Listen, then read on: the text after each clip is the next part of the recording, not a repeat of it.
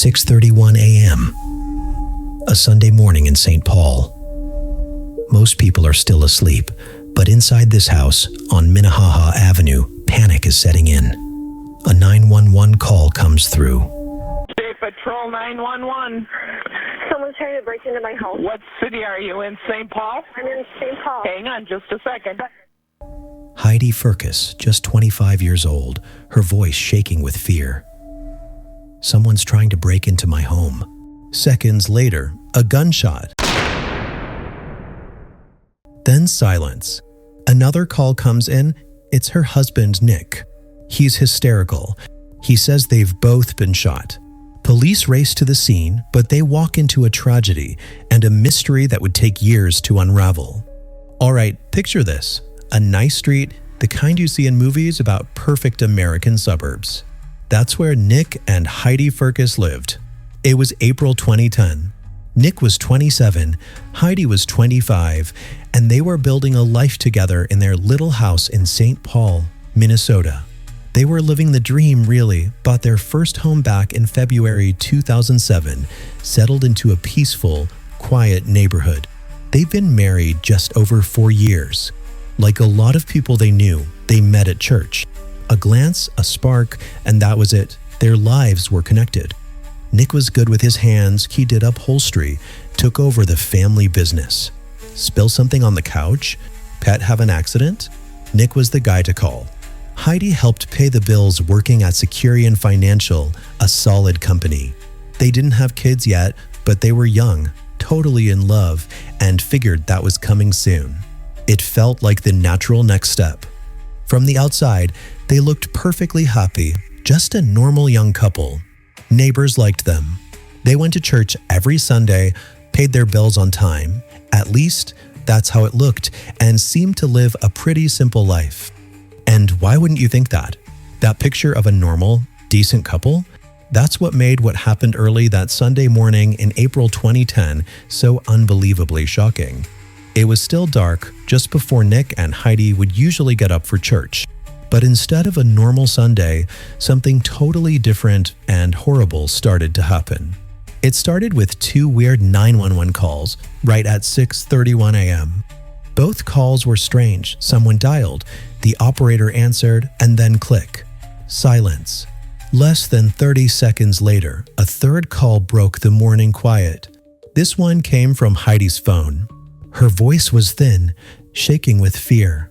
She told the operator someone was trying to break into their house. State Patrol 911. Someone's trying to break into my home. What city are you in? St. Paul? I'm in St. Paul. Hang on just a second. The call was cut short, way too short. Heidi sounded terrified, breathing hard. She managed to get out her address on Minnehaha Avenue right when a sudden, loud bang echoed through the phone, followed instantly by a piercing scream. Minnehaha Avenue. Minnehaha, someone's trying west? Somebody's trying to break in her house. Okay, what phone number are you calling from? Well, I don't know where she went. Dispatchers tried hard to call back, twice, but it went straight to voicemail. Cops were already racing to the house, sirens cutting through the early morning air. But then, about a minute later, another 911 call came in again from Heidi's phone. This time, it was Nick. His voice was pure panic and hysteria. He choked out that someone had broken in, and both he and Heidi had been shot. Please, somebody has broken out. You shot me. Okay, are you in St. Paul, sir? What's the problem? When I was been shot, somebody broke into the house. I've been shot. You've been shot? Yes, please. Okay, stay on the phone with me, okay? Okay. What's your name? What's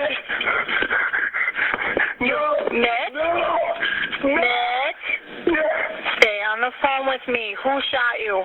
I didn't know somebody broke into that house. No. Okay, stay on the phone with me, okay? Do not hang up.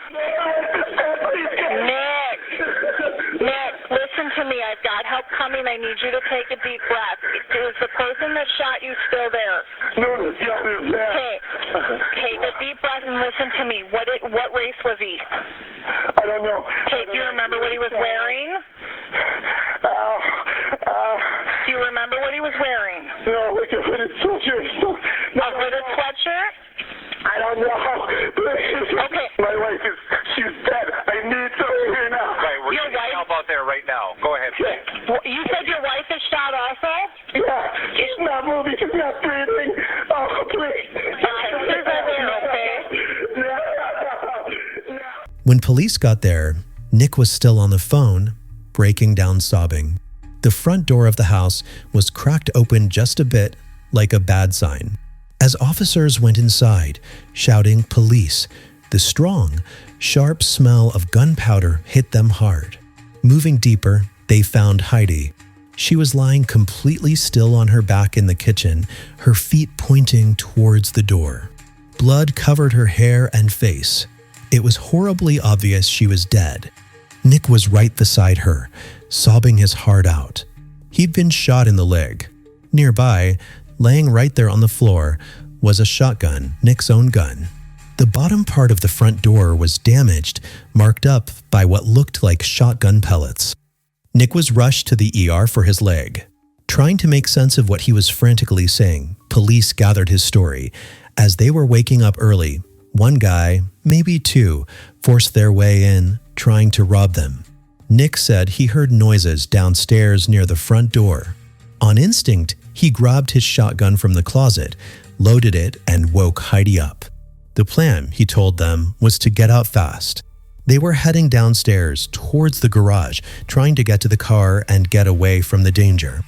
But as they came down the stairs, Nick said he was jumped by an intruder near the front door. A violent fight broke out over the shotgun. Nick claimed this guy overpowered him, ripping the gun away. In the middle of the fight, the gun went off. Heidi got hit. Then, Nick got shot in the leg. Nick could only give a fuzzy description of the supposed shooter, maybe a black man in a dark hoodie, and said he didn't see a second guy, if there even was one. The front door did have pry marks, suggesting someone tried to force it open. Nick's leg wound, though, turned out to be pretty minor, just a flesh wound. He was treated and let go from the hospital after only a few hours. Meanwhile, the police started doing their usual thing.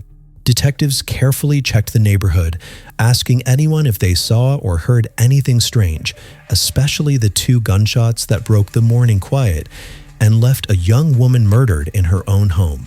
Back at the station, after Nick had calmed down a bit, he gave a more detailed story about the night before and that horrible morning.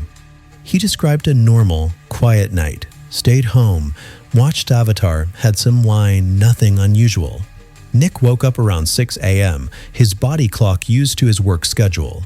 He got thirsty, went to the bathroom for water, and went back to bed. As he was drifting back to sleep, he heard it, the clear sound of someone rattling their front doorknob. You're sleeping, Mm-hmm. and then what happens next time? Well, because I get up for work about 6 every morning, Yeah. I kind of got up, but we didn't need to be up until about 9 to go to church. So I got up and went and got a glass of water from the bathroom. Okay, so you woke up at what time do you think? About 6 a.m. Go back to sleep, but just kind of fitfully sleep for 10 or 15 minutes, and then I heard the screen door open. And like, what are they doing? Are they just going like this? Yeah. Kind of like that? Yeah, just shaking the knob and Okay. shutting the door. Alright. So what I did is I grabbed my shotgun out of the closet, Okay. and then I wake up Heidi. Okay. I said, "Hey, somebody's fiddling with our knob and trying to get into our house. Let's get your shoes on and let's go out to the garage. Let's get out of here." And so I said, "Call 911, and then let's head to the garage." Okay.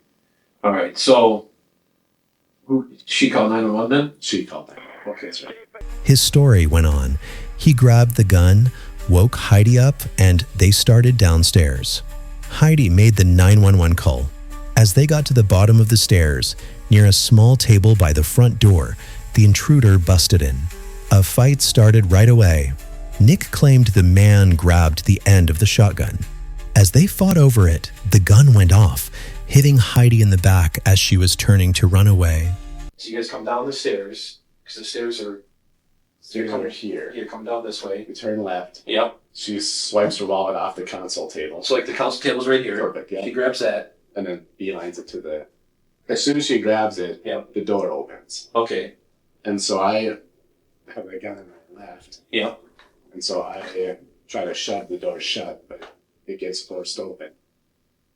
And the guy that was there, I think he saw it. Yeah. I think he grabbed the barrel. And Like down towards the trigger? Or? more towards the top. Yeah. What did this guy look like? Is he a white guy, black guy, Asian guy? I think he was a black guy with a dark hooded sweatshirt that was drawn. If I remember right, it was drawn up pretty tight. Yeah. But I did not get a good look because I was looking for Heidi Yeah. and trying to wrestle the gun away so we could bail. All right. I don't remember exactly what happened, but the gun went off. So my fingers slipped onto the trigger. You and I are like this. Yeah. And then the gun goes off? Mm-hmm. Okay. And it goes off down? Yeah, I mean, I know it hit Heidi. I know it did. Okay. I know it did. I don't know where it hit her, but I know it Did hit it hit her in the chest, the back? She was running away, so he definitely hit her in the back. It hit her in the back. Yeah. Okay. All right. The back, her back or the back of her head? I don't know. It wasn't low. I don't think it was a high shot, but it was. Take your time. It's okay. Did she yell or anything like that? Yeah, and she went straight down. Okay. Did she fall face first or? Yeah. Okay. All right. So you and this guy are still standing in the foyer? Yeah. Okay. I grabbed on my right and pulled. Okay. Like that, and that's when it went off the second time and hit me in the leg. So you shoot yourself then, or is this? I don't know if it was me, myself, or if it was the guy. I honestly don't remember at that time. After you get shot, what happens next then? He's gone. He takes off up on the track? I fall down. He's gone. All right. Now, are you bleeding a lot or? I don't even know. Okay. I don't know. I know I fell. I got to Heidi and I had to redial 911 and So you grabbed her phone? Yeah, and I just started freaking out. A neighbor did back up hearing gunshots that morning, but crucially said they didn't see anyone run off when they looked out. Police dogs were brought in, but they couldn't find any scent trail leading away from the house, no trace of the supposed intruder. Investigators started asking Nick about possible reasons for the attack, any background problems.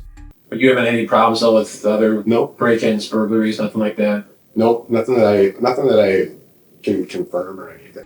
The house itself didn't give them much physical evidence of an intruder besides the marks on the door. According to Nick, the fight was quick and happened right inside the doorway. The police had to look at everything, so they asked the tough questions. You guys have any problems or anything like that? Just the normal stuff, like stresses about finances and quality time. Every guy's got needs and urges, concerns, how you want to put it. Are you stepping out at all by chance? To other women? Yeah. No, absolutely Okay. not. All right. Nick, part of me wants to ask you this question. Do you have anything to do with this? No, absolutely not. Okay. Absolutely not. All right. Why is there a party that wants to ask that? Well, Nick, I'm a police officer, okay? Yeah. I gotta ask tough questions, all right? And that's a tough question I gotta ask. There's no easy way to do it. Nick flat out denied having anything to do with it, saying how much he loved Heidi. There were no known affairs, no history of abuse. Everyone agreed they were that nice, sweet young couple, really involved in their church, both leading youth groups. But there was a dark secret investigators soon found. It wasn't just a little money trouble, they were drowning in debt. They weren't just a little behind, they were about to lose everything. Then came the bombshell. Detectives found out that the very next day, Monday, April 26th, was the last day Nick and Heidi had to get out of their house. It was being lost to foreclosure. Which is a little stressful. In fact, we were planning on moving tomorrow. Moving where? Well, we hadn't figured that out yet. And this is a hard place for us. We foreclosed on our house. Okay. We have to be out by Monday. Tomorrow.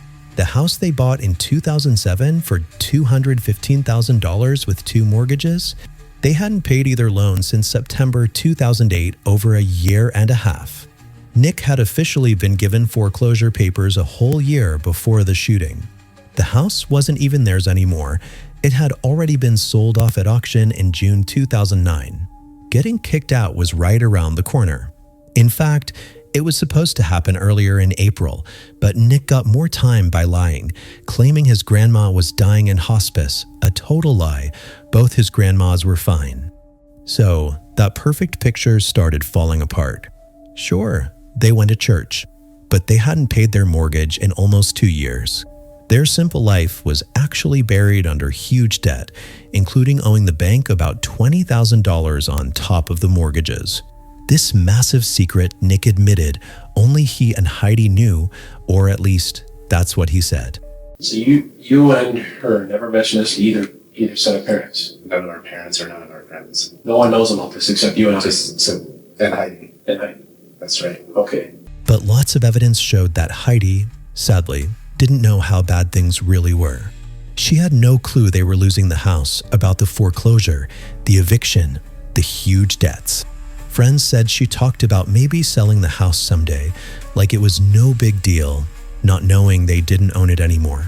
When she asked Nick about getting a realtor, he brushed her off. All the foreclosure letters, bills from creditors, money stuff, it was all sent only to Nick. He had carefully kept the truth from Heidi. This hit the police hard when they walked into the house that morning. Nothing was packed up. For a couple supposedly moving out the very next day, there was no sign they were getting ready, no boxes, no sign they were leaving. I've moved out of houses before, and I've helped friends move out of houses before too, Nick. And it just seems like you're kind of putting yourself against the clock. I mean, if you knew this train was coming, you kind of get ready for it. Yeah, I think a part of it is just, for us, a significant part of it is the shame of the whole thing. It looked like Nick wasn't going to face the eviction, being found out, the embarrassment. Then, suddenly, violently, the problem just disappeared, replaced by horrible loss, at least for now.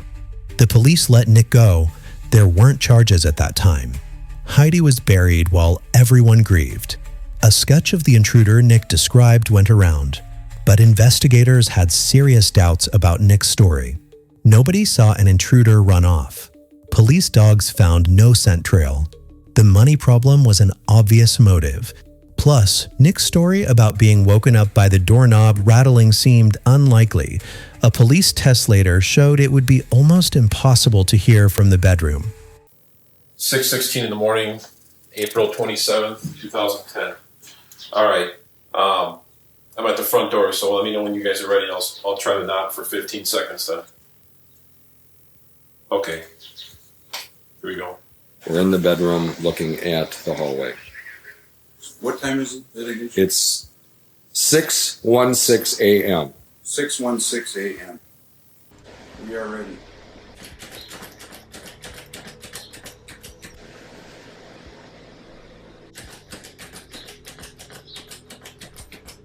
All right. Key parts of Nick's story didn't add up. Why would he send Heidi downstairs first, putting her right in danger? During Heidi's terrified 911 call, you couldn't hear any sounds of the violent fight Nick said was happening right behind her.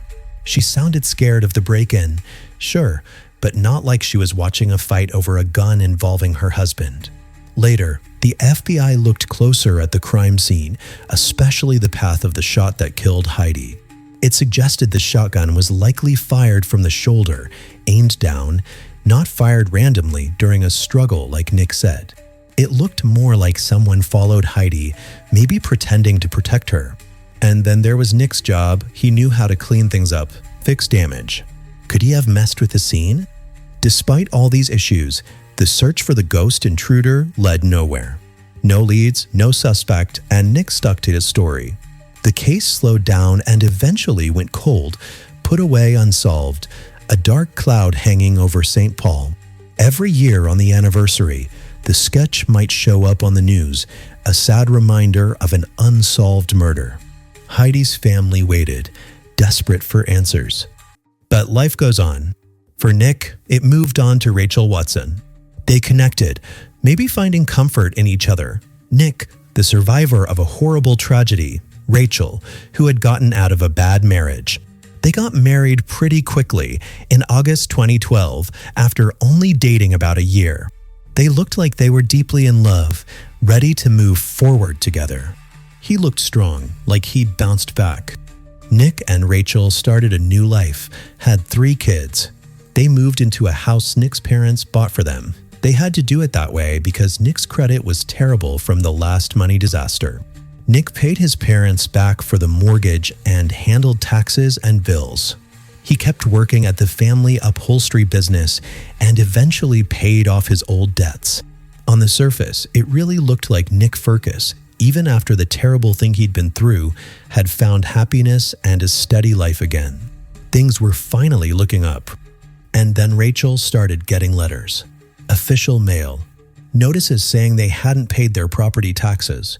Warnings that their new home, their fresh start, was about to be foreclosed on. The pattern was disturbingly familiar. Rachel realized Nick was lying, not just about the huge money problems building up again, but about little, unimportant things too. She found receipts for stuff Nick swore he hadn't bought. Her trust broke down bit by bit. If he could lie so easily about small stuff, she started thinking, what else could he be hiding? What about the most important thing in his past? The story about how Heidi died, the one she knew about from Nick and the news, which mentioned the first money problems, suddenly it seemed scarily similar to what was happening now. Her whole world with Nick fell apart. Heartbroken, afraid of the worst, Rachel confronted Nick and recorded it. I could get through this if it was just the lie. I really could. The problem is the Heidi stuff. That's my problem. The problem is I don't 100% believe you. I know it's shocking for you to hear that from me, and it's shocking. Trust me, it's shocking for me to think it. I don't know this guy. So I didn't actually understand what you were saying. The fact that you're saying it is so indescribably jarring to my soul that I can hardly breathe. I don't get words, Rach. It is too traumatic. And I don't know what else to tell you.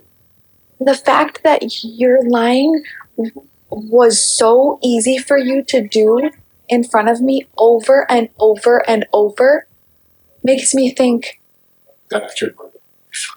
That you could lie about something. That I could burn my life. Yes. There are 100 things going through my mind.